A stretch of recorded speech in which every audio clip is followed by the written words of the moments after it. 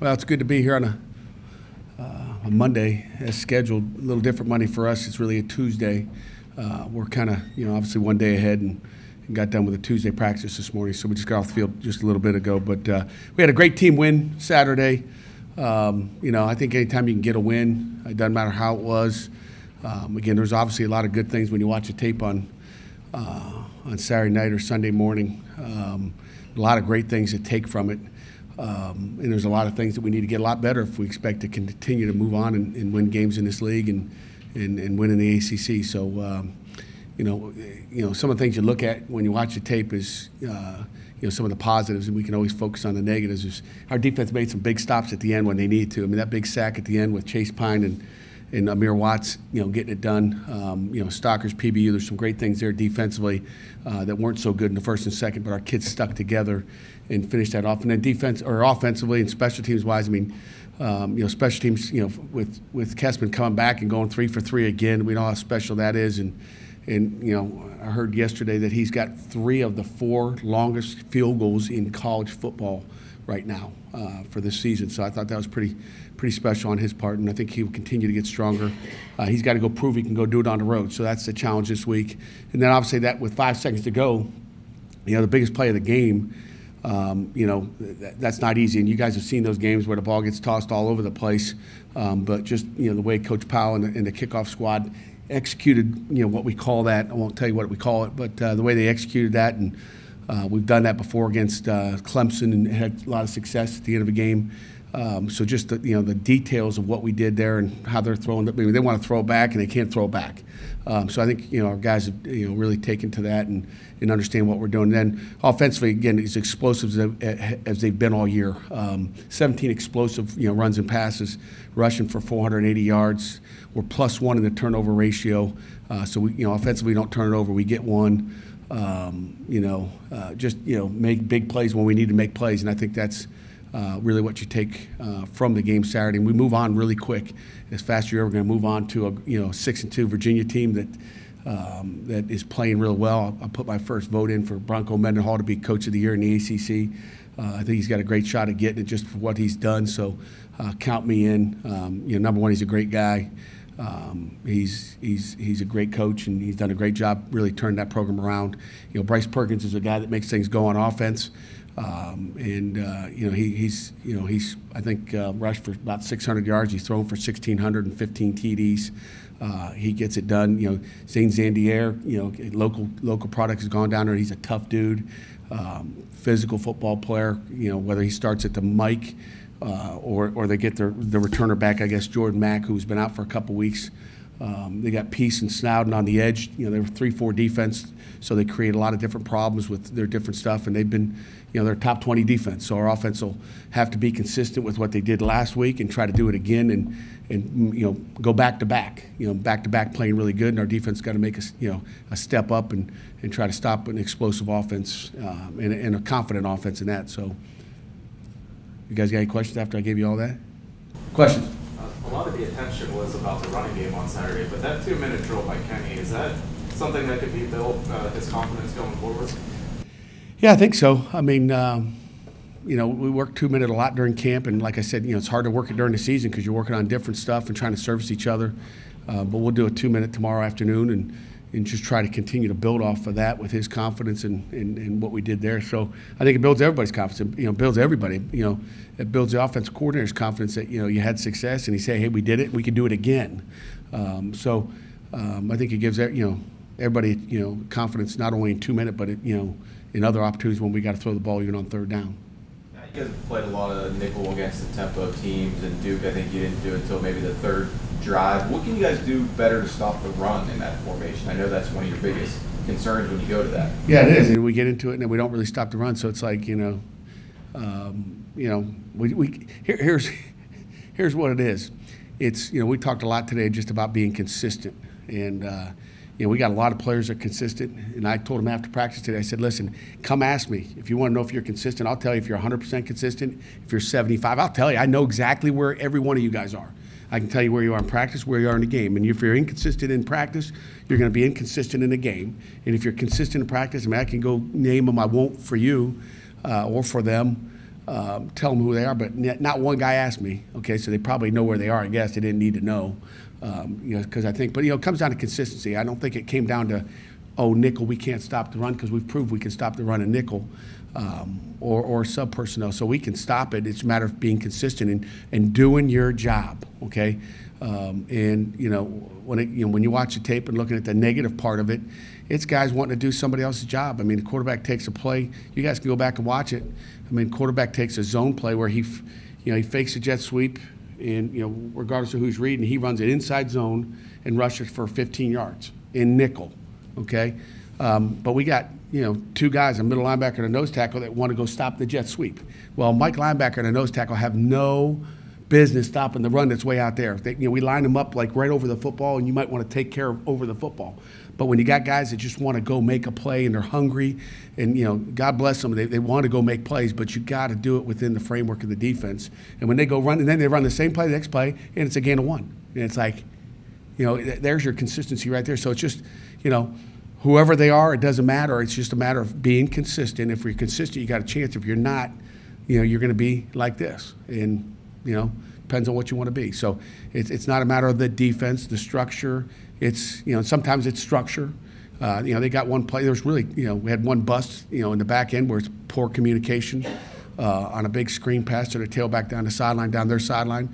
It's a total flat miscommunication where 10 guys are doing the right thing and one guy makes the wrong call to a corner, and then you got a big play. I mean, so there's a lot of little things that that need to be done better and consistently. How tough of a habit is that to break for guys to make sure they stay within that framework? Some guys figure it out quicker than others. I mean, some guys figure it out, the quicker they figure it out, the better it is. The guys that don't figure out will see less time. It's just the nature of the beast. But unfortunately, we need too deep. You'd like to be able to rotate guys and keep them fresh, because then you end up getting into the tired mode of, well, coach, I was gassed and I couldn't do it. Well, then you get mental mistakes because of that. So, whatever it is, guys got to fix it. They can do it. It's called, laser focus, and we got to have laser focus. Malik Carter was a huge part of your win over the weekend with 2 touchdowns. How do you plan to use him against UVA? I don't know. We only get so many games with him, and so we got to pick and choose when it's important to use him. So I don't, I'm not going to obviously reveal whether we're using him this weekend or not, but we'll find out. But it just depends on the matchups and what we feel like we've got. I mean, they're a little different defense with the 3-4. That's snout and piece hanging off the edge doesn't make it very easy to do much. So it's it'll be a matchup, and every week it'll be a matchup as we go. Does he work with the wide receivers or running backs? He works with the wide receivers, sometimes the running backs, sometimes the DBs. We haven't put him at linebacker yet, but we probably put him there too. Yes, an age-old problem in college football. You get kids that do their, like you said, do their own job. Everybody, maybe professionals, it's a little different. But always a problem for college football players to focus like that. Yeah, I mean, focus is hard. I mean, these kids lose focus, and, for whatever reason. I mean, obviously Saturday was not an easy day to focus, on football, I don't think, for a lot of people. And you get out there, and who knows what they were thinking about before and all that stuff. Rough day and rough week, but and that's no excuse, because one side's got focus and one side doesn't. But different guys want to make plays. They want Jerry to freaking write about him, in the newspaper and write on Twitter and look how good he did, look what he did, and they want to go make plays. And like I said, it's a good thing they want to make plays, but you got to wait for your opportunity. And you got to do your job, and that's what I think kids get anxious to, maybe get more favorites on Twitter and liked more if they make a play. So it's not always good. Coaches don't like it. Coaches don't like them when they do that. Apparently they're getting. I'm going to unfollow a couple guys maybe. Okay. Anyway, I guess moving on from that, you mentioned the league's kind of a good example of this, keeping guys engaged throughout the season with that redshirt role. I mean, how tough is it to keep younger guys who maybe aren't playing much, sort of keep their head in the game this time of year when you're 8 games in? Yeah, I mean, it's not easy. It's not easy at all, and I think it gets harder every year, to be honest with you. Everybody wants instant gratification. I think kids think, they're entitled because of who they are to be able to be there and do that. And they've never been that guy that, hasn't played much, whoever it is. whether they're getting 4 games. We might have another guy come out this weekend. We got another guy maybe that might play that you haven't seen before. I guarantee you they're going to see another guy that hasn't played this week as a little special. You haven't seen his jersey out there at all, you guys got to figure out who it is, like Waldo. So it's not easy. It really isn't, and it gets, like I said, it gets harder, because they got people in their ears asking, how come? It's like it ain't easy. It's a hard thing, and you better have focus to get it done. With the league pad, how much of a priority is there preserving the redshirt for him, or is there a situation you can envision that if he keeps doing close to what he did on Saturday, where that just doesn't become, where that becomes kind of a non-issue? Yeah, I mean. Yeah, I guess you maybe wait, maybe not this week, the week after, kind of see where you are, see what you're doing. But certainly when you watch him play, and maybe he could have played since game 1, you'd like to preserve it if you could. I think we got other good players that can make plays happen. And was he lucky? Is he good? I don't know. Maybe he just got lucky that day. I don't know. Maybe it just set up perfectly for him, because I think some other guys can do the same thing, but. You'd like to preserve it, because I think I'd like to see him play, 12 or 13 or 14 games next year. Kenny ran more against Duke than he has all year. I'm sorry, say it again?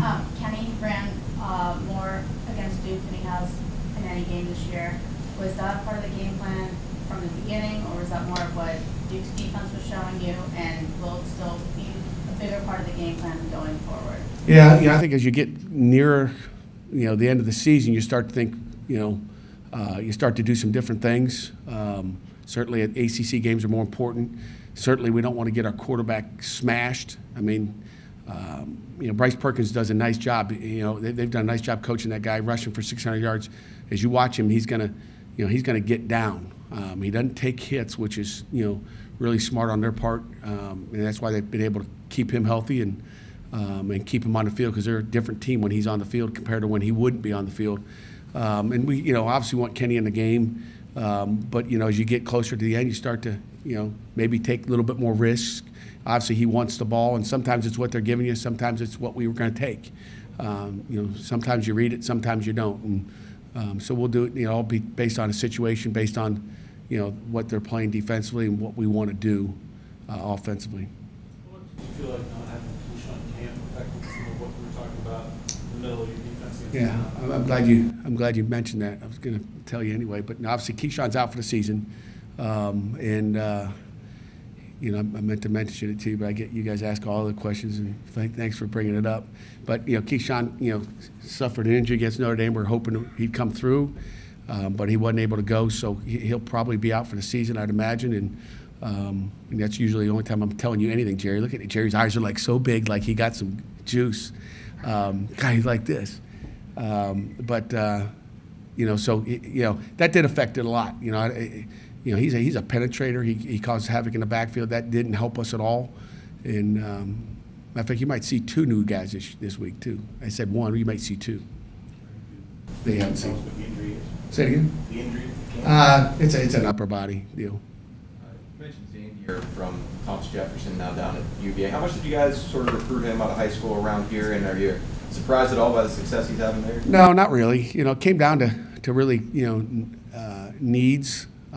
We took two athletic guys like him that kind of committed before he did. We really liked him. We wanted to see him in camp, and he's a good football player. I mean, you really love his toughness, and he's really smart. I mean, you can tell he's a smart football player. He's played outside. He played the weak side linebacker. When Jordan went out, he moved to the mic. So he's obviously really intelligent, which is sometimes something you can't tell when you recruit him. But Bronco got a great player in him, and now we got to play against him for the next few years. But he's a good football player, and we did recruit him pretty heavily, obviously with the connection over there. Virginia kind of came in with a similar record last year. What do you think? They did? They did? Yeah, they're 5-2 last year. I didn't know that. Sure, you didn't tell me that. Sorry, you didn't answer. So what would you say is the big difference between last year's Virginia team and this year's Virginia team? They're able to run the football. The quarterback's a runner compared to last year. He was a thrower. And, you know, it's just another year that the Broncos been able to develop them. I think they believe right now. I think they're a tough football team. I mean, you know, you watch their offensive line, their defensive line, they're tough. I mean, like I said, they're stopping the run. They're active. They're flying around, playing with a lot of confidence, and they're physical. And they're playing with a lot of emotion. And we're going to have to match that emotion down in Charlottesville this weekend. You know, they play with emotion. And, you know, and I think that's all a big part of it. You can't measure the emotion they've got. Is it a lot of what Bronco brought? I think so. You know, I've never been with them. I've never coached with them, but I'm guessing it's something that he's brought to that football team. I think, you know, they're taking on that personality. I don't know how emotional, you know, Bronco gets. I don't know that part of him. He doesn't jump up and down and he's kind of a laid-back dude in meetings when you get to spend a lot of time with him. You know, he likes to go surfing. You know, he's a good man.